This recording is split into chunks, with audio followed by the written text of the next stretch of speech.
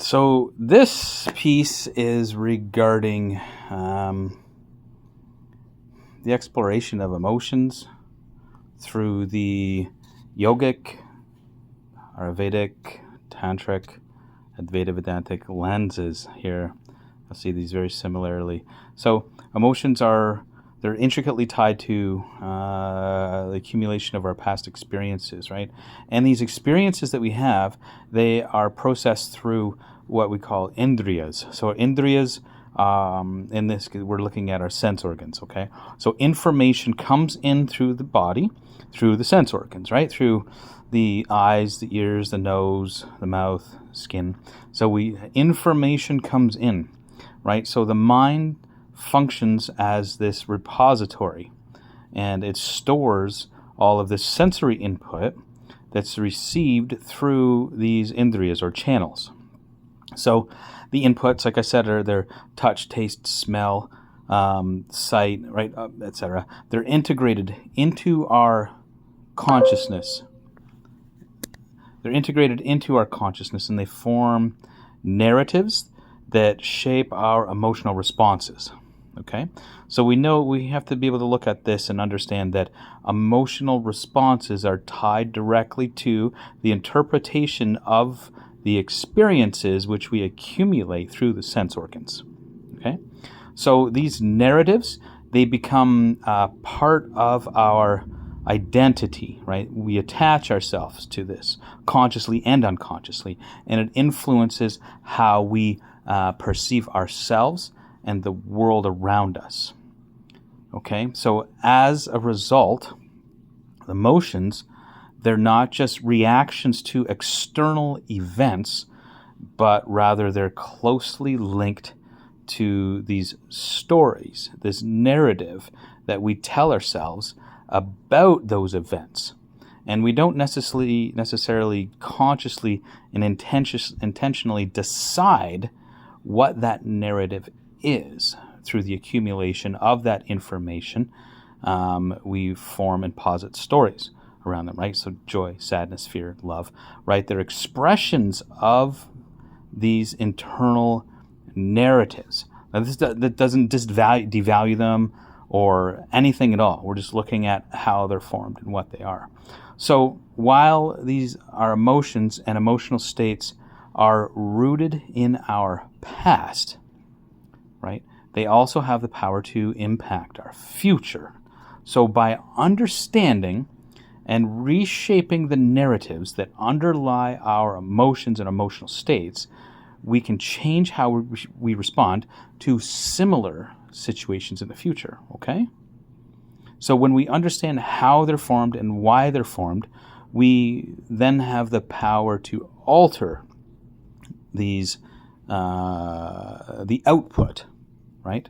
Because we're altering how we perceive the input, and therefore we alter the narrative, which alters the output, which alters our life, right? So these emotions, they are influenced by our past experience and the narratives that we construct around them, right? So what happens when we transcend this, though? Meaning we move beyond the confines of the mind, right? So when we do that, we simultaneously liberate ourselves from the constraints of the narrative itself.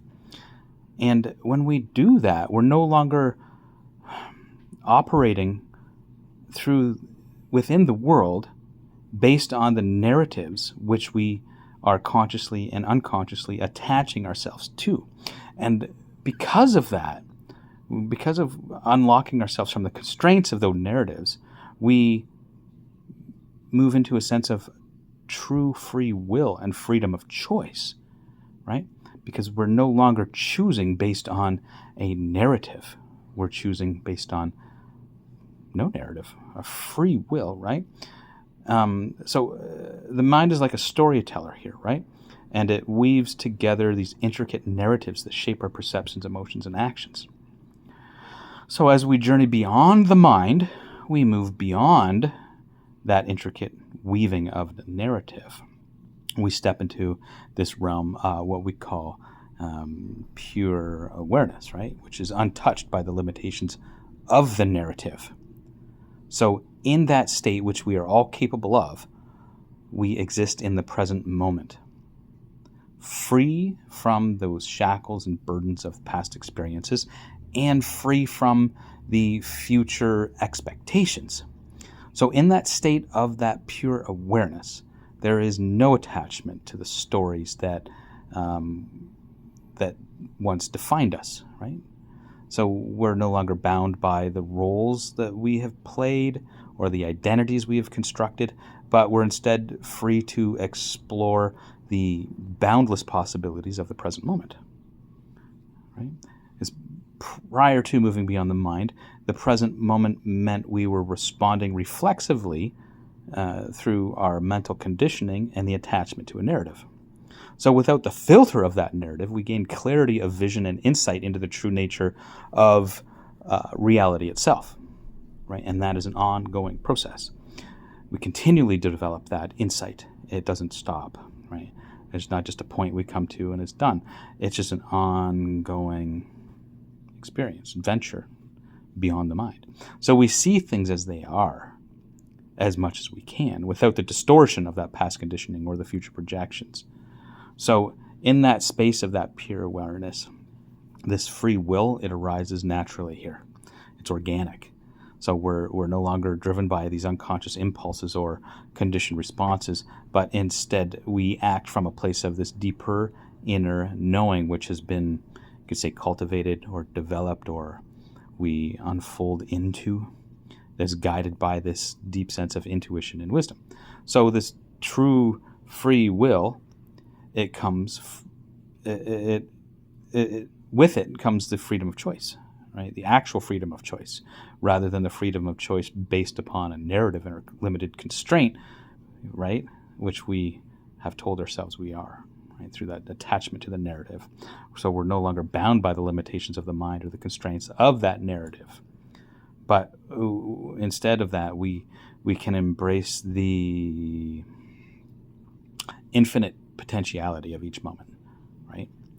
So transcending the mind in this, it takes practice and effort, and there's a lot of modalities and things that traditionally we take part in, like meditation, pranayama, satsang, spiritual reading, music, engulfing our lives within this context of an interconnectedness. And in doing this, we liberate ourselves from the shackles of the past and the illusions of the future. So, enjoy. Namaskar.